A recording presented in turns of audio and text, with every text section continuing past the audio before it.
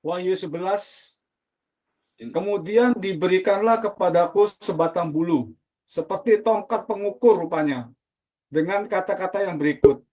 Bangunlah dan ukurlah bait suci Allah, dan mesbah, dan mereka yang beribadah di dalamnya. Tetapi kecualikan pelataran bait suci yang di sebelah luar. Janganlah engkau mengukurnya, karena ia telah diberikan kepada bangsa-bangsa lain, dan mereka akan menginjak-injak kota suci 42 bulan lamanya.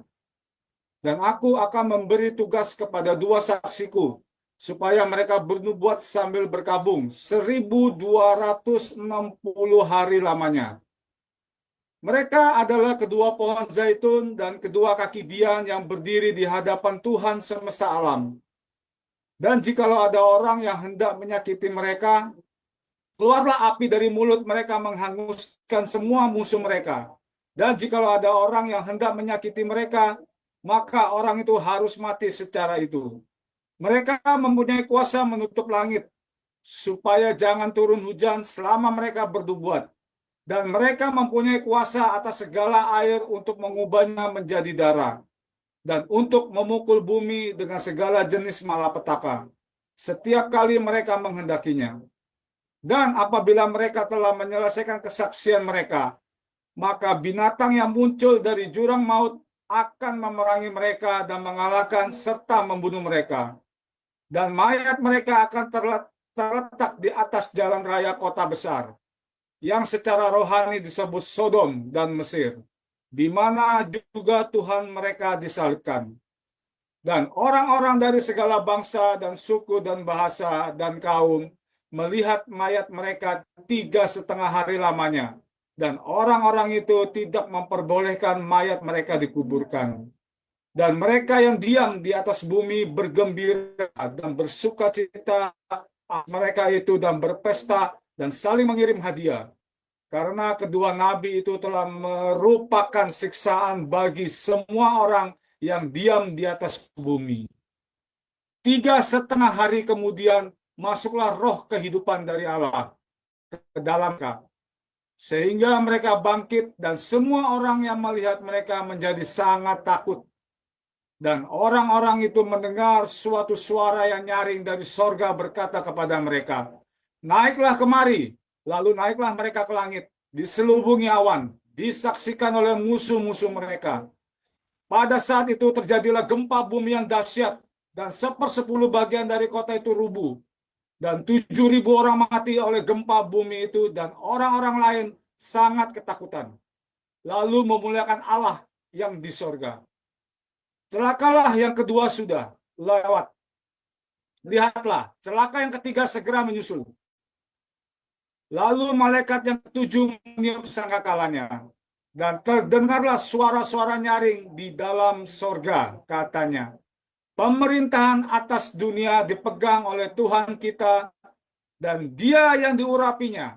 Dan ia akan memerintah sebagai raja sampai selama-lamanya.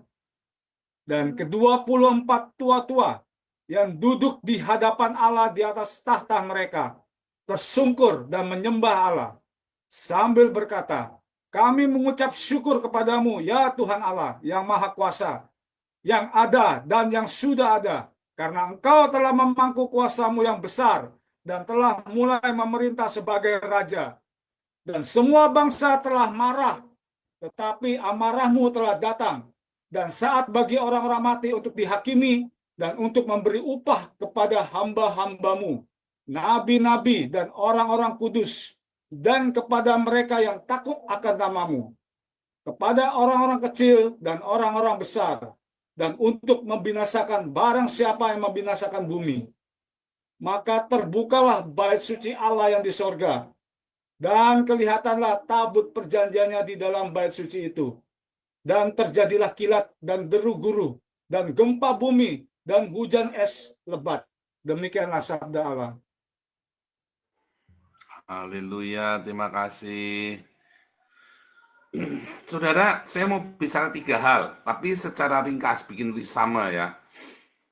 Ini adalah pertanyaan-pertanyaan yang saya lihat di kolom chat YouTube itu ya. Entah orang ini nggak mendengarkan secara utuh, entah, dan itu pertanyaan-pertanyaan ini juga bolak-balik ditanyakan juga di gereja. Bahkan ada satu jemaat yang biasa sama kita itu yang sampai mutung ya tentang bait suci ketiga, saudara ya. Tadi sudah saya jelaskan sampai mutung nggak mau datang lagi ke kita. Terus mungkin ngamuk gara-gara ngawur ini sesat katanya tidak ada bait suci ketiga. Ini tidak ada, saya bilang tidak akan ada, saudara. Jadi satu topik yang kita bisa 24 orang kudus itu siapa? Ya. Jadi dulu ya saya sudah kena bolak-balik, tapi entah masih banyak yang entah tidak dengar ya, memang harus diulang-ulang pelajaran ini. Siapakah 24 orang kudus, saudara? 24 orang kudus ini adalah 12 dari 12 suku Israel dan 12 murid Yesus. Ya, itulah 24 orang kudus. Nah, coba saya akan bacakan di Lukas 18 28 sampai 30 ya. Ini penting ya, ini penting sekali ya. Karena banyak orang, malah ada beberapa orang yang mengklaim bahwa mereka adalah salah satu dari 24 tua-tua itu ya, saudara ya. Saya sampai ketawa, saudara ya. Salah satu dari 24 tua-tua itu adalah pendeta ini, gitu ya. Sampai atau saya atau pokoknya aneh-aneh gitu. Saudara lihat ya, Petrus berkata, kami ini telah meninggalkan segala kepunyaan kami. Lihat ya, kami telah meninggalkan segala kepunyaan kami. Ya, semua ditinggalkan, saudara ya. Dan mengikut engkau, kata Yesus kepada mereka, sesungguhnya setiap orang yang karena kerajaan Allah meninggalkan rumahnya, istrinya, saudaranya, orang tuanya, anak-anaknya, akan menerima kembali lipat ganda pada masa ini juga, dan pada zaman yang akan datang, ia akan menerima hidup kekal. Lalu orang Islam berkata, loh kan kamu dapat 100 istri, dan kalau di ayat lain 100 kali lipat ya. Kamu yang meninggalkan ini, apapun yang kamu tinggalkan, kamu akan memperoleh 100 kali lipat. Lalu orang Islam ini, ya biasa mereka orang buta huruf ya saudara ya. Baru melek baca, mereka tidak mengerti metafora. Tuh kan, kamu dapat 100 istri. Tetapi masalahnya tidak ada orang Kristen yang punya 100 istri saudara. Tidak ada pendeta ya yang diizinkan punya 100 istri. 2 aja tidak boleh, apalagi 100. Ya, apakah nanti di akhir zaman, di hari kebangkitan pada zaman yang akan datang menerima hidup yang kekal dan 100 istri, 100 bidadari? Enggak juga, saudara. Karena di surga tidak kawin mengawinkan. Jadi dimaksud apa? Meninggalkan rumahnya, istrinya, saudaranya, orang tuanya. Apakah nanti dapat orang tua 100? Apakah nanti dapat anak 100? Apakah dapat saudara 100? Dapat istri 100? Ya kan? Enggak, itu maksud adalah kepuasan yang tak terbatas. Kamu akan diberi kepuasan. Bukan kepuasan seksual, tapi kepuasan rohania. Sekarang dan nanti. Kamu mencapai satu pencapaian. Ya, kepuasan rohania. Karena kerajaan Allah itu bukan cerita yang jasmania, tapi cerita yang rohania. Ya, terus Yesus mengirim sebentar. Terus ya, percakapan waktu perjamuan malam. Kalau percakapan pada waktu perjamuan malam itu, Yudasnya sudah nggak ada ya, saudara ya. Yudasnya sudah nggak ada. Lihat ya, terjadilah pertengkaran di antara murid-murid Yesus. Siapakah yang dapat dianggap terbesar di antara mereka? Yesus berkata kepada mereka, raja-raja, bangsa-bangsa memerintah rakyat mereka. Orang-orang yang menjalankan kuasa atas mereka disebut pelindung-pelindung. Tetapi kamu tidak demikian. Yang terbesar yang telah menjadi sebagai paling muda dan pemimpin sebagai pelayan. Siapakah yang lebih besar, yang duduk makan atau yang melayani? Bukankah dia yang duduk makan? Tetapi aku di tengah-tengah kamu sebagai pelayan. Kamulah yang tinggal bersama-sama dengan aku dalam pencobaan yang aku alami. Dan aku menentukan sama seperti Bapakku telah menentukan bagiku. Ya, murid-murid Yesus ya akan makan dan minum semeja dengan aku di dalam kerajaanku, dan kamu akan duduk di atas tahta untuk menghakimi ke-12 suku Israel. Jadi para murid Yesus ini, kecuali Yudas, akan menghakimi 12 suku Israel. Lalu Petrus ditegur, Simon, Simon, lihat iblis telah menuntut untuk menampi kamu seperti gandum. Tetapi aku telah berdoa untuk engkau supaya imanmu jangan gugur, dan engkau, jikalau engkau sudah insaf, kuatkanlah saudara-saudaramu. Ya, jika sudah insaf.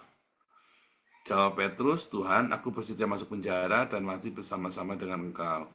Tetapi Yesus berkata, aku berkata kepadamu Petrus, hari ini ayam tidak akan berkokok sebelum engkau 3 kali menyangkal bahwa engkau mengenal aku. Lalu ia berkata kepada mereka, ketika aku mengutus kamu dengan tiada membawa pundi-pundi, bekal, kasut, adakah kamu kekurangan apa-apa? Jawab mereka, satu pun tidak. Katanya kepada mereka, tetapi sekarang ini siapa yang punya pundi-pundi, hendaklah ia membawanya. Demikian juga yang mempunyai bekal dan yang tidak mempunyai, hendaklah ia menjual jubahnya dan membeli pedang. Sebab aku berkata kepadamu, kitab suci ini harus digenapi kepadaku. Ia akan terhitung di antara pemberontak-pemberontak. Ya. Sebab apa yang tertulis tentang aku sedang digenapi. Kata mereka, Tuhan, ini 2 pedang. Jawabnya, sudah cukup. Ya. Lalu pergilah Yesus ke taman Getsemani. Saudara, ya, kisah ini tadi Yesus berkata, ya, kalau kamu akan minum semeja dengan aku, duduk di atas tahta untuk menghakimi 12 suku Israel. Maka 12 dari 24 tua-tua yang pertama itu adalah murid Yesus. Siapakah yang ke-12? Karena kan si Yudas sudah nggak ada kan, gugur kan. Yang ke-12 itu si Rasul Paulus. Karena apa? Karena dikatakan aku sendiri yang memilih kamu, ya kan? Malaikat Tuhan berkata kepada Ananias, dia adalah alat pilihanku untuk memberitakan Injil, untuk menggantikan. Jadi waktu 11 rasul ini buang undi, dipilih Matias. Tapi itu kan bukan kehendaknya Tuhan. Mereka belum penuh Roh Kudus dan mereka hanya berdasarkan insting mereka saja. Tetapi Tuhan sendirilah. Kan Tuhan bilang, bukankah dari kamu ini aku yang memilih kamu, namun seorang di antaramu adalah iblis. Makanya diganti, biarlah tempatnya digantikan oleh Paulus. Ya, jadi ada 12 suku Israel ya yang digantikan. Jadi kita tahu ternyata 24 tua-tua itu yang 12 pertama adalah suku Israel itu sendiri. Ya, 12 suku Israel yang ada di dalam Wahyu 7 ya. Baca Yehuda, Ruben, Gad, Asher, Naftali, Manasye, Simeon, Lewi, Isakar, Sebulan, Yusuf, dan Benyamin. Ya. Nah, inilah yang ada. Apakah 24 tua-tua ini, ya, 24 tua-tua ini adalah orang, saudara? Tadi ya, Sebulon, Yusuf, Benyamin, Lewi, Sakar, Petrus, Yohanes, Yakobus. Apakah 24 tua-tua ini adalah orang, saudara? Nah, sebenarnya kisah 12 suku, 12 patriarkal, dan 12 rasul, ya, ini adalah sebuah metafora. Tetapi, kalau dibilang orang, yaitu orang. Ada 12 suku Israel, ada 12 murid Yesus. Tetapi sebenarnya ini lebih menggambarkan simbolisasi dari orang Israel dan orang-orang Kristen, saudara. 12 suku ini adalah cikal bakal jadi orang-orang Israel. Yang 12 apostol ini, 12 rasul, adalah cikal bakalnya orang-orang Kristen. Di dalam Wahyu 21 ayat ke-12 ya. Temboknya besar lagi tinggi, dan pintu gerbangnya 12 buah. Di atas pintu gerbang ada 12 malaikat, dan di atasnya tertulis nama 12 suku Israel. Saudara, 12 malaikat ini siapa, saudara?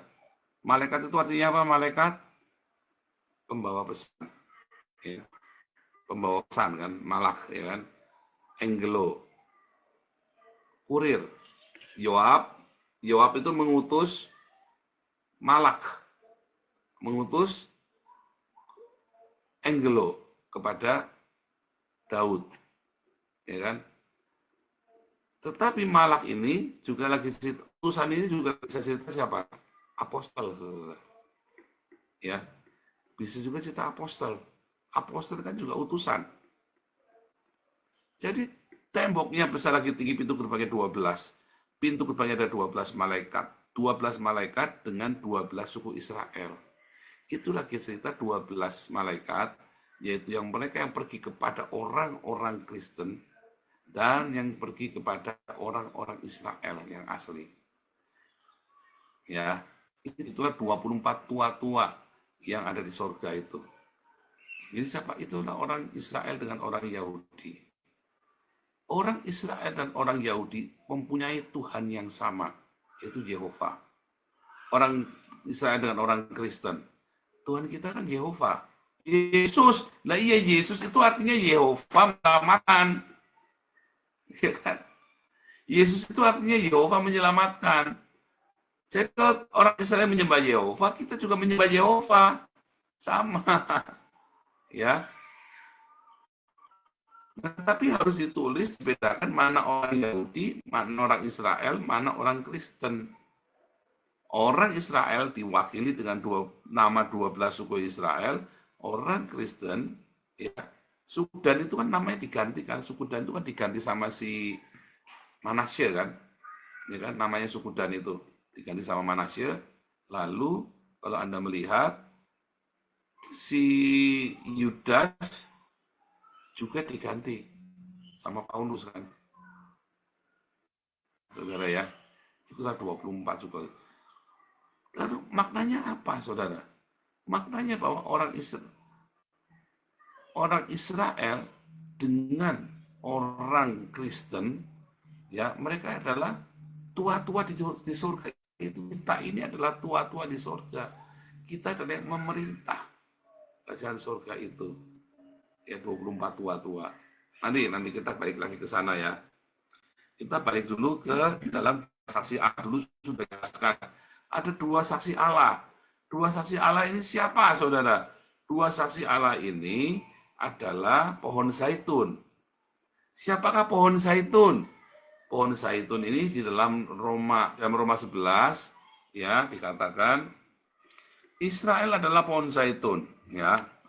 Apabila beberapa zaman dipatahkan, kamu adalah tunas liar, kamu orang Kristen ya, tunas liar. Dicangkokkan diantaranya mendapat bagian dalam akar pohon zaitun yang penuh getah. Jika kamu telah dipotong dari cabang dari pohon zaitun liar, bertentangan dengan keadaanmu, kamu telah dicangkokkan pada pohon zaitun sejati. Terlebih lagi mereka ini yang menurut asal mereka akan dicangkokkan pada pohon zaitun mereka sendiri. Ini lagi cerita tentang Israel dan bangsa-bangsa lain ya. Bangsa-bangsa lain yang percaya pada Yesus ya. Bangsa-bangsa lain selamat. Nah ini ya. Saudara-saudara, jangan kamu menganggap dirimu pandai. Aku mau agar kamu mengetahui rahasia ini. Sebagian dari Israel telah menjadi tegar sampai jumlah yang penuh dari bangsa-bangsa lain telah masuk. Dengan jalan demikian seluruh Israel akan diselamatkan.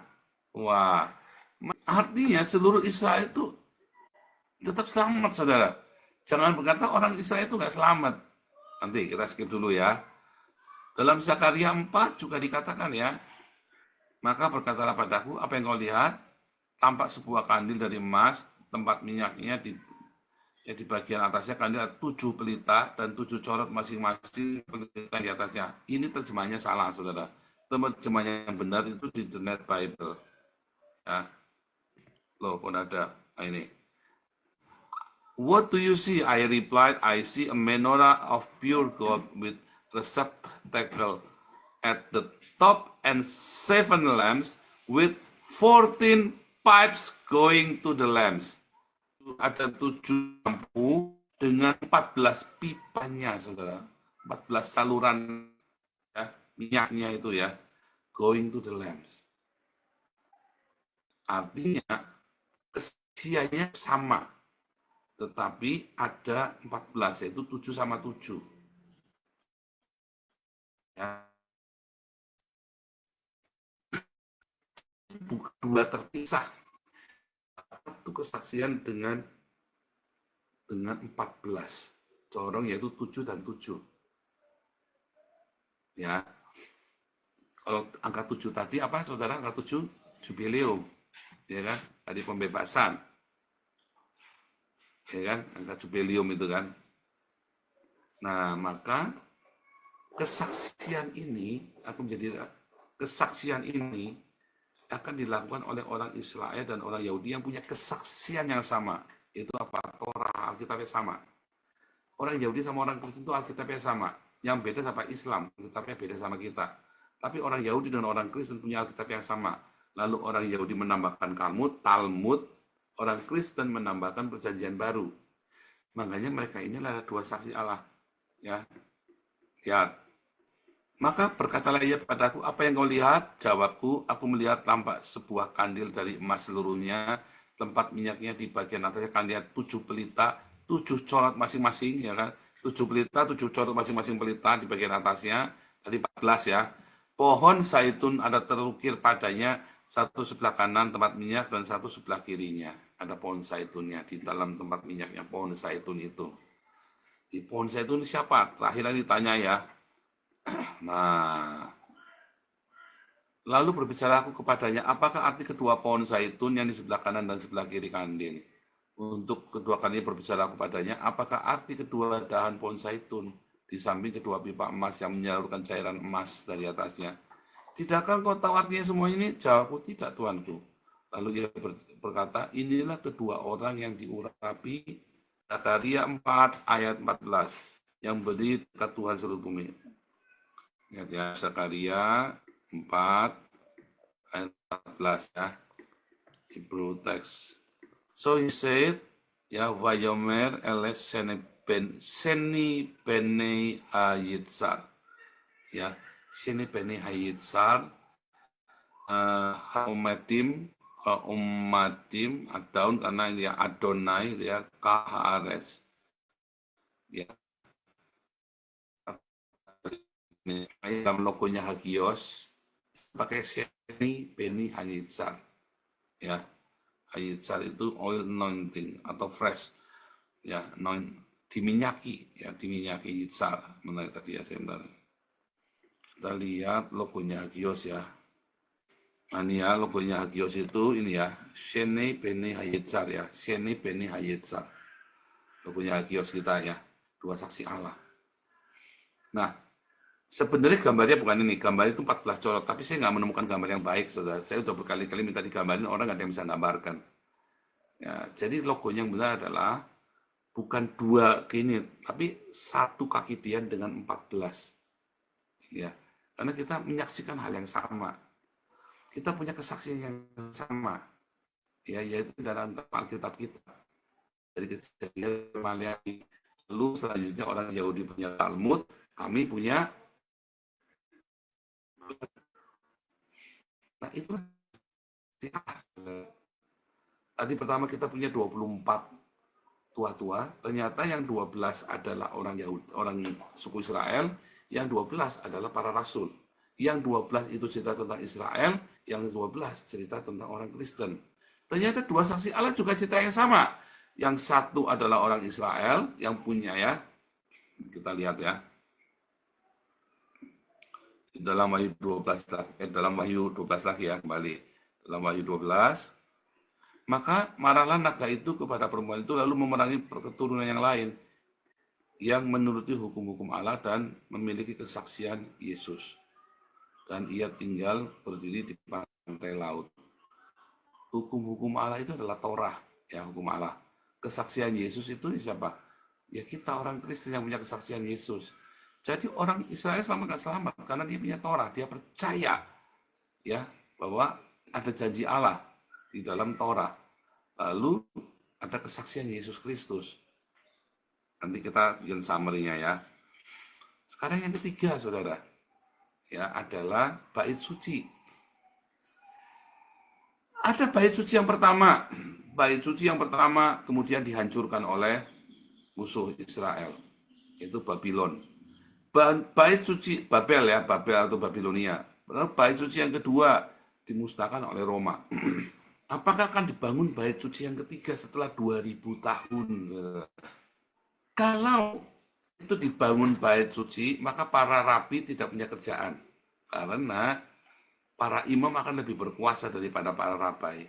Hari ini kamu tidak kasih perpuluhan, kamu tidak bisa merajam batu, kamu tidak bisa kasih korban domba Paskah dan sebagainya macam, karena tidak ada bait suci. Bait suci adalah sentral kehidupan orang Yahudi. Apakah mereka ingin mendirikan bait suci? Ya dalam fantasinya ya ingin, senang ya. Tetapi dalam realitanya mereka tidak akan memberikan bait suci. Sudah 2 kali mereka bikin bait suci dan itu dihancurkan. Kalau sudah 2 kali dan dihancurkan berarti tentu Allah sedang berbicara, Elohim itu berbicara hal yang lain. Karena bait suci siapakah yang bisa membuat kediaman bagi Allah? Nah, maka orang Yahudi ya punya bait suci, saudara. Siapakah bait sucinya orang Yahudi? Ya ini udah bolak-balik diajarkan ya. Ternyata bait sucinya orang Yahudi adalah orang Yahudi itu, saudara. Instead of traveling to Jerusalem, God wanted us to find Him in our inner Jerusalem. Kita ini adalah Jerusalem. Ya, now our body, tubuh kita adalah bait suci. Jiwa kita adalah jendelanya. Pikiran kita adalah imamnya. Kohanim itu imamnya. Dan our animal instinct, hawa nafsu kita, binatang kita adalah persembahannya. Ternyata ini ditulis di dalam 1 Korintus 3 ayat 16. Tidak tahukah kamu bahwa kamu adalah bait Allah dan bahwa roh Allah diam di dalam kamu? Jika ada orang yang membinasakan bait Allah, maka Allah akan membinasakan dia. Sebab bait Allah adalah kudus dan bait Allah itu adalah kamu. Orang Kristen dengan orang Yahudi percaya bahwa kitalah bait suci. Lihat nih, summary-nya ya. Kita cerita 24 tua-tua. Itu cerita 12 suku Israel, 12 rasul. Dengan catatan, suku Dan diganti oleh Manasye. Ya. Terus Yudas diganti oleh Paulus. Lalu kita punya ada 2 saksi Allah. Ya, atau Sheni Bani Yehuda ya, Sheni ben Yehuda. Ya, maka 2 saksi Allah ini ternyata adalah orang Israel dan orang Kristen. Ya. Sekarang kita punya bait suci.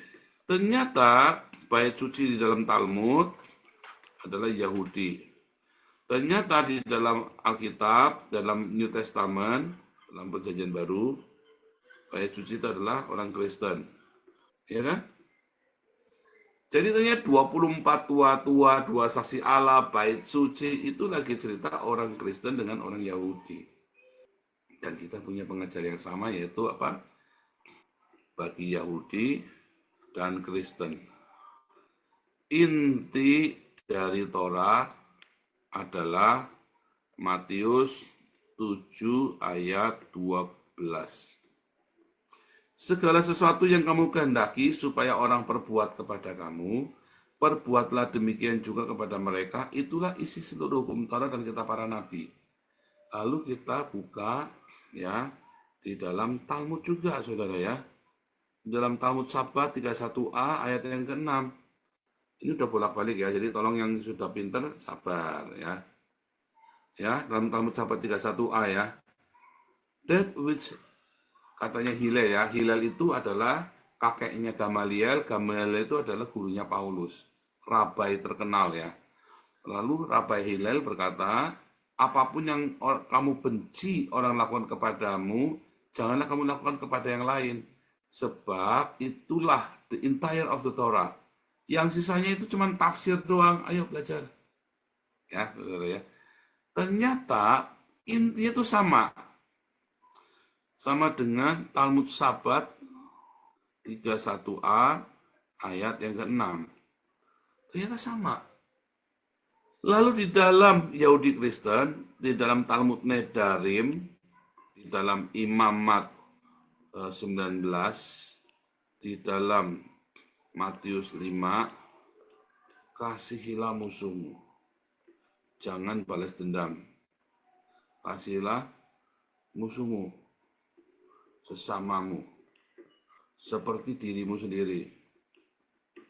Ya, dalam Talmud Nedarim, dalam Talmud Imamat 19, dalam Matius 5. Sama, kasihlah musuhmu.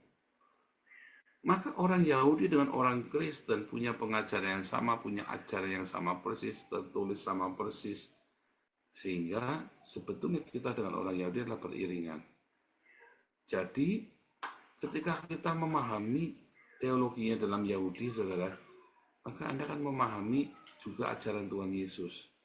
Bedanya orang Yahudi belajar yang muter-muter, nabrak-nabrak 2000 tahun, kita, Tuhan Yesus sudah ajarkan, itu sudah ditulis itu loh. Itu sudah ditulis itu loh. Kamu udah muter-muter, nabrak-nabrak dulu 2000 tahun. Ternyata tuh ajarannya sama. Ajarannya sama persis orang Yahudi dengan orang Kristen. Ya. Nah pertanyaannya, sekarang, terakhir penutup ya saudara ya. Setelah kita mengerti bahwa orang Yahudi dengan orang Kristen ini adalah beriringan, kita ini adalah saling melengkapi. Kita menantikan penggenapan kedatangan Tuhan Yesus. Orang Yahudi menantikan penggenapan kedatangan Mesias. Kita mengharapkan pembebasan. Orang Yahudi juga mengharapkan pembebasan. Orang Yahudi juga berkata bahwa Mesias akan menghancurkan musuh-musuh mereka. Kita juga sama. Bahwa Kristus datang akan menghancurkan musuh-musuhnya. Nah itulah perihal orang Kristen dengan orang Yahudi yang selalu paralel. Jadi tidak ada replacement teologi, tidak ada orang Yahudi itu sudah selesai, tidak ada. Karena kita masih berhutang Injil kepada orang Yahudi. Karena Injil yang kita punya berasal dari orang Yahudi, ya kan? Perjanjian lama dan perjanjian baru kita berasal dari orang Yahudi. Masalahnya kita tidak banyak mengerti. Nah, maka ikutlah kelas evangelis supaya Anda mengerti tentang budaya Yahudi. Ikutlah kelas evangelis, apologetik, apostolik, profetik sampai Hagios Bible College. Ya, kita ini banyak mengajarkan perihal tentang orang-orang Yahudi ini.